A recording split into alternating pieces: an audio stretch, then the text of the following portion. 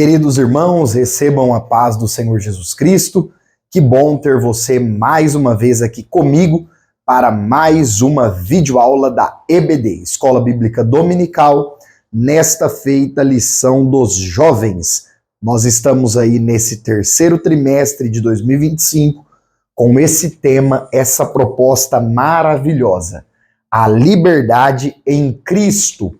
Estamos falando do verdadeiro evangelho com base na carta do apóstolo Paulo aos Gálatas. E se você perdeu a lição 1 e a lição 2, que nós já demos aí uma introdução sobre a carta aos Gálatas e o falso evangelho que o apóstolo Paulo condenou veementemente, duas lições extraordinárias, eu vou deixar o link aqui abaixo na descrição para você correr lá e assistir essas duas aulas quando terminar essa aqui da lição 3. É muito bom ter você novamente aqui. Se você, porventura, é novo no canal, seja muito bem-vindo. Eu sou o professor Micael Henrique e semanalmente nós estamos juntos para as gravações das aulas da EBD, Escola Bíblica Dominical. Enquanto você vai se inscrevendo aí no canal e escrevendo aqui nos comentários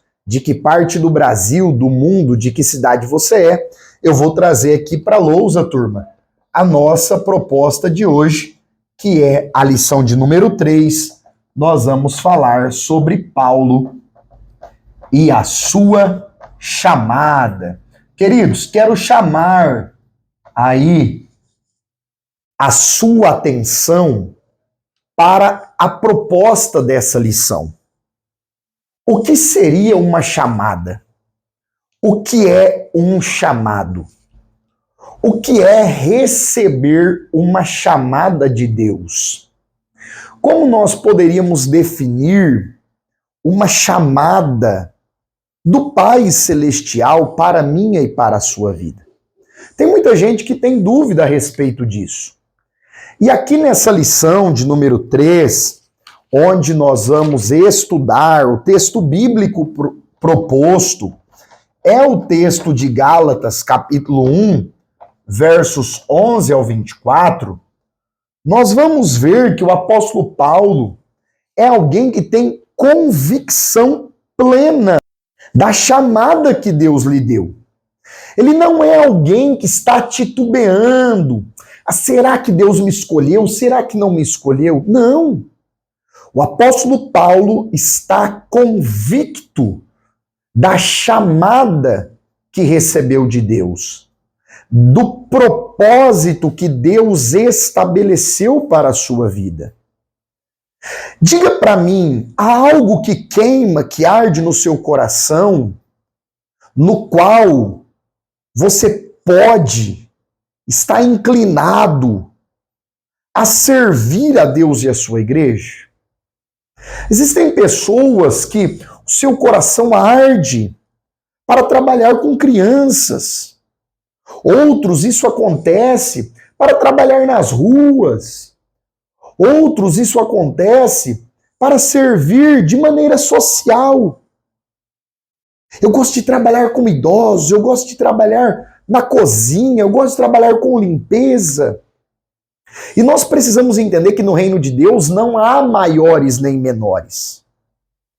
Alguém olha para o apóstolo Paulo e diz, ele é o maior. Alguém olha para Pedro, Tiago e João e diz, eles são os maiores. No reino de Deus não há essa ideia de que um chamado é maior do que o outro. O importante no reino de Deus, e eu quero que você escreva isso aí nos comentários. Vamos lá, jovens? Escreve aí nos comentários.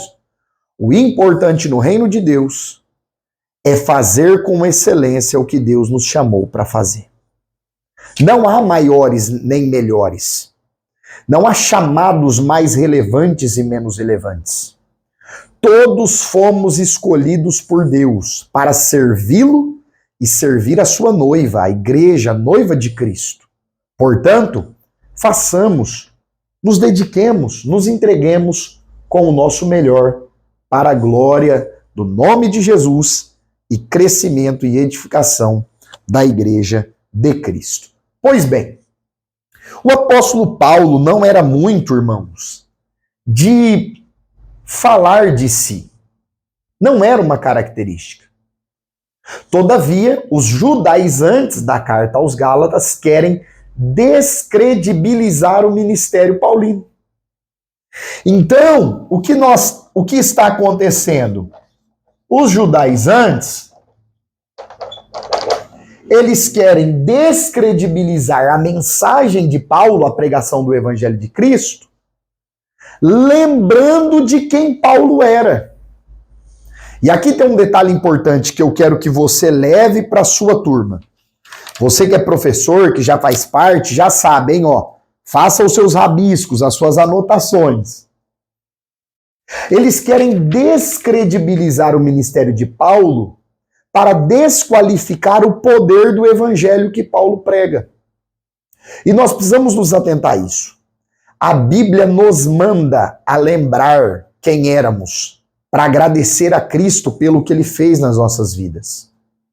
Mas quem fica lembrando o meu e o seu passado pecaminoso, negativo, o meu e o seu passado terrível, quem fica lembrando é o inimigo das nossas almas, Satanás, que fica nos lembrando do lodo em que estávamos, da miséria que estávamos, para jogar na nossa cara que nós não estamos aptos a servir a Deus, ao reino de Deus, e eu e você precisamos fazer igual Martinho Lutero. Há uma história aí narrada na biografia e na história da igreja, que o Satanás apareceu para o Lutero com todos os pecados dele escritos em uma lista, e lá embaixo estava o espaço para assinatura. Martinho Lutero disse: reconheço, são meus, todos esses pecados são meus. Assinou como culpado e escreveu: mas o sangue de Jesus nos purifica de todo pecado. Glória ao nome de Jesus. Portanto, lembre-se de quem você era. Mas não permita que o inimigo, e Paulo não vai permitir que os judaizantes lembrem do passado dele, de perseguidor da igreja, de alguém que deu votos a favor da perseguição e morte dos irmãos em Cristo, alguém que foi terrível, implacável, uma besta fera na perseguição dos cristãos, mas agora Paulo foi lavado no sangue de Jesus, regenerado pelo poder do Espírito Santo, vestido de vestes de salvação, revestido do poder do Espírito Santo. Agora ele está apto, ele é uma nova criatura.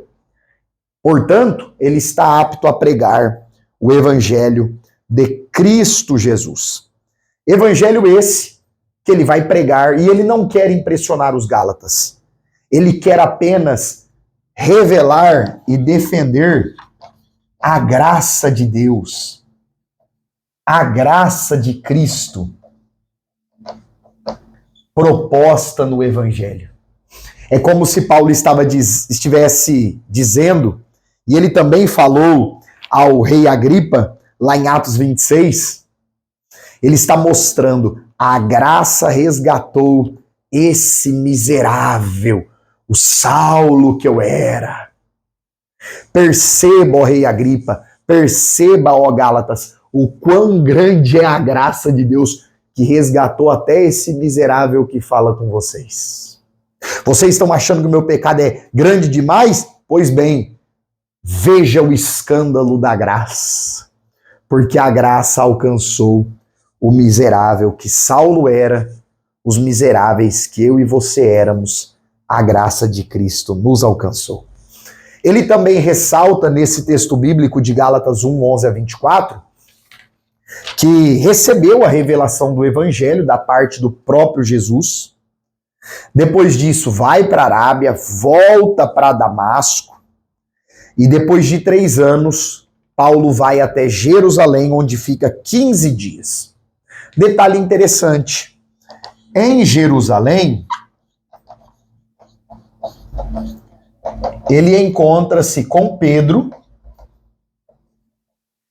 e com Tiago, meio-irmão de Jesus, que eram líderes da igreja de Jerusalém. Ele comenta que não viu os outros apóstolos, mas ele tem um encontro aí com Pedro e também com Tiago. Olha só que interessante, irmãos. Veja isso. Pedro e Tiago, líderes da igreja de Jerusalém, eles não condenam Paulo. Muito pelo contrário, eles reconhecem a conversão do apóstolo Paulo, reconhecem a obra que Jesus fez na vida dele, reconhecem a graça de Deus sobre a vida dele e reconhece que ele era um ministro, um enviado, um apóstolo designado sobretudo para pregar aos gentios. Ou seja, Pedro e Tiago compreenderam que Paulo foi escolhido para levar o evangelho para algumas pessoas que eles não haviam sido escolhidos. Isso é tremendo, porque revela o verdadeiro caráter cristão e de humildade de Pedro e Tiago, que mostram que eles estão reconhecendo que Paulo poderia ir onde talvez eles nunca iriam.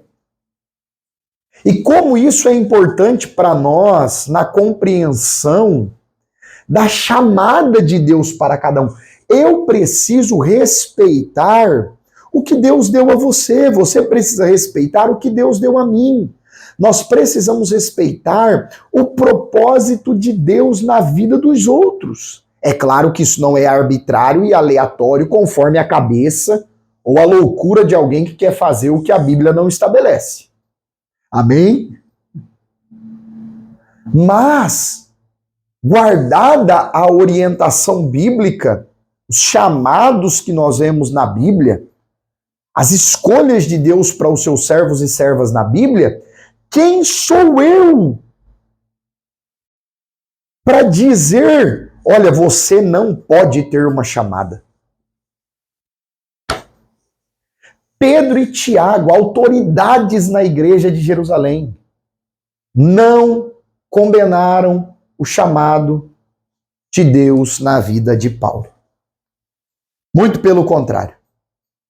Esse texto nos mostra que o apóstolo Paulo conhecia os apóstolos Pedro e Tiago, e esses ministros respeitaram o que Deus fez e estava fazendo através da vida dele. A lição termina, e aqui, jovens, é tremendo, porque o tópico 3 nos mostra que Paulo era alguém desconhecido dos irmãos da Judéia. Mas os irmãos glorificavam a Deus porque ficaram sabendo que o perseguidor agora era perseguido. Que aquele que acabava com a vida das pessoas teve o seu passado purificado, lavado no sangue de Cristo, e agora ele é alguém que compartilha as boas novas de salvação com a humanidade. Somente o poder do Evangelho. Encerra essa aula, querido professor, falando do poder de Deus, falando do poder transformador do Evangelho.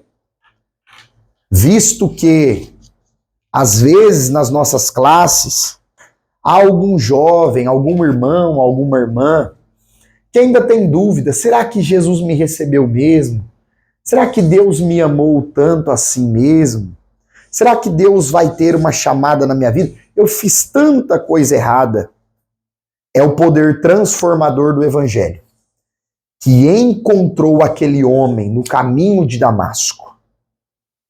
Aqueles irmãos ali de Damasco, parecia que aquela cidade na Síria seria apenas mais uma extensão da fúria implacável da besta fera Saulo. Mas o que Jesus fez foi na estrada de Damasco colocar um ponto final na história do perseguidor, no currículo do perseguidor, Jesus disse, o ponto final é aqui. E eu vou começar outro parágrafo, tem uma linha nova, tem uma página em branco, tem uma nova vida para esse Saulo. E ele será o apóstolo dos gentios. Que chamado lindo que Deus fez na vida dele. E eu volto aqui, na abertura da aula. Paulo abraçou o chamado de Deus para a sua vida. Ele abraçou a proposta que Jesus fez para ele. Eu vou te mostrar o quanto você vai padecer em pregar o meu nome. E ele se dispôs. Se entregou sem reservas. Que Deus ajude eu e você a abraçar o chamado de Deus nas nossas vidas dessa forma, desta maneira. Se você chegou comigo até aqui, não se esqueça, se inscreve no canal, ative aí o sininho das notificações para o YouTube recomendar esse vídeo. Lembre de deixar o seu like, curtir o vídeo. Dúvidas, perguntas, sugestões, comentários, aqui abaixo. Eu te espero na próxima aula.